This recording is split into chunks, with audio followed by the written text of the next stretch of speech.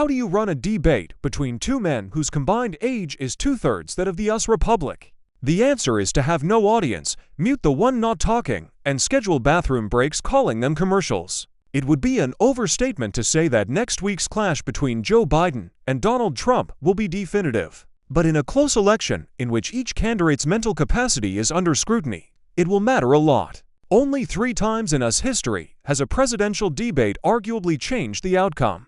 In each case, however, they took place within weeks or days of the election. Biden pushed for a historically early date because so many Americans mail in their votes nowadays. In reality, his team wanted the earliest chance to break a polling deadlock that they assumed would have evaporated by now. The sooner Biden can quell doubts about his age and remind people of Trump's character, the better. That is the theory. The past offers mixed messages. The first televised debates were between John F. Kennedy and Richard Nixon in 1960. These would augur well for Trump. People who tuned in on their radios thought that Nixon had won. Those who watched it on TV went for Kennedy. The contrast between Nixon's so-called 5 o'clock shadow and JFK's radiant youthfulness mattered. Today's equivalent would be to watch with the sound off. On that measure, Trump comes across as more vigorous.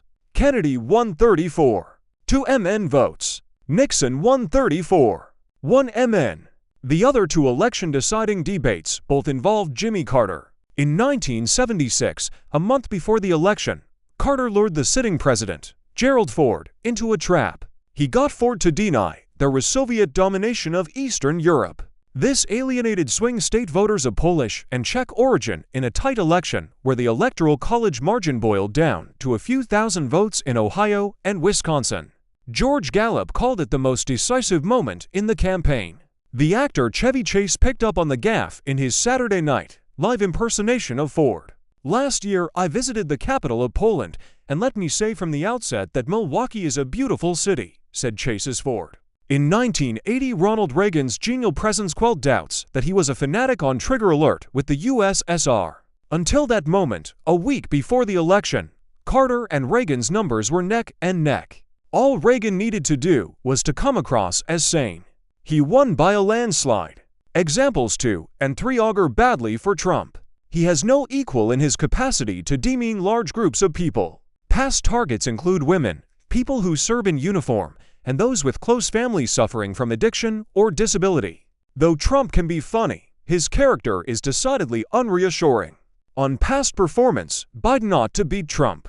He was judged the winner in both their 2020 encounters. This was partly because Trump came across as obnoxious, notably about the waywardness of Biden's son, Hunter. People liked it when Biden said, "Will you shut up, man?" Trump was heading for defeat anyway. He also lost to Hillary Clinton in 2016 on both the content and his predatory body language. He defeated Clinton in spite of that. The former FBI director James Comey can help explain why. Yet Democrats would be lying if they said they will not have their hearts in their mouths when Biden takes the podium next Thursday. The mute test is probably outdated.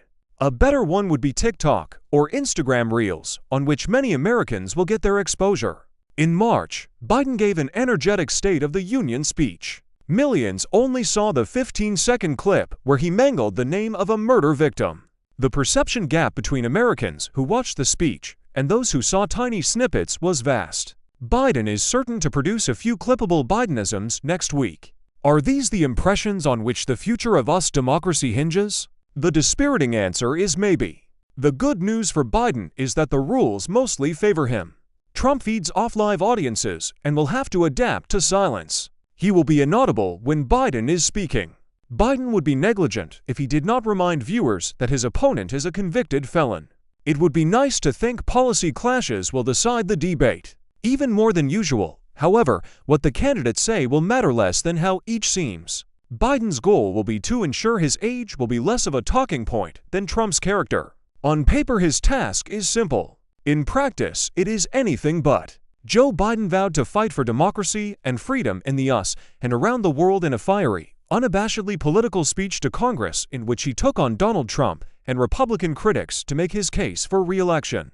Delivering his final State of the Union address before November's election, the US president did not mention Trump by name, but repeatedly attacked his predecessor for being too lenient towards Russia. blocking a bipartisan deal to curb immigration and paving the way for strict abortion curbs across the country. Biden also laid out his plans for a second term, including populist measures such as higher taxes on big companies and the wealthy, and vowed to drive down house prices and cut drug costs while hailing the US as the most envied economy in the world. The delivery of the speech, which was closely watched following criticism that Biden was too old to serve a second term, was punchy and loud, lasted more than an hour, and included several feisty off-the-cuff interactions with Republican lawmakers. At the outset, Biden said freedom and democracy were under attack, both at home and overseas, at the very same time, and called on Congress to stand up to Vladimir Putin, Russia's president, and approve more funding for Kyiv. "If anybody in this room thinks Putin will stop at Ukraine, I assure you, he will not," Biden said. He cited former Republican President Ronald Reagan's tough approach to the Soviet Union at the end of the Cold War and compared it with Trump's suggestion that Russia be allowed to do whatever the hell they want to NATO allies that do not spend enough on defense. "It's outrageous. It's dangerous. It's unacceptable," Biden said of Trump's stance. Biden also tried to channel anger at restrictions on reproductive rights imposed in many conservative-leaning states following the Supreme Court's 2022 ruling that overturned a decades-old precedent protecting abortion rights nationally. The president pledged to enact legislation at the federal level to protect women's rights to end a pregnancy. "If Americans send me a Congress that supports the right to choose, I promise you, I will restore Roe v. Wade as the law of the land again," he said. With the US presidential race now underway, Thursday's speech marked a high-stakes moment for Biden, who faces low approval ratings, a backlash against inflation and immigration, and questions about his physical and mental fitness. Biden is also navigating anger on the left of the Democratic Party over his support for Israel's war in Gaza. Protesters calling for a ceasefire demonstrated outside the Capitol building. He arrived to give his speech on Thursday. "We've been working nonstop to establish an immediate ceasefire that would last for at least 6 weeks," he said. "Israel must allow more aid into Gaza and ensure that humanitarian workers aren't caught in the crossfire." He reiterated his stance that only a two-state solution would guarantee Israel's security and democracy and ensure that Palestinians can live with peace and dignity. The president is also presiding over a booming economy and strong labor market following a string of legislative accomplishments designed to boost domestic manufacturing. In his speech, Biden touted an American comeback that he believed had not been sufficiently told throughout the country. "America is rising.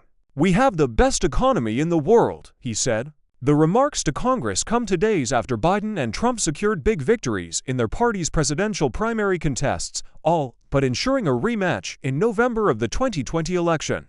As Biden walked through the chamber to deliver his speech, he was greeted with cheers and chants of 4 more years by Democratic lawmakers, but was also confronted by Marjorie Taylor Greene, the Georgia Republican congresswoman and Trump ally, who was wearing a red "Make America Great Again" hat.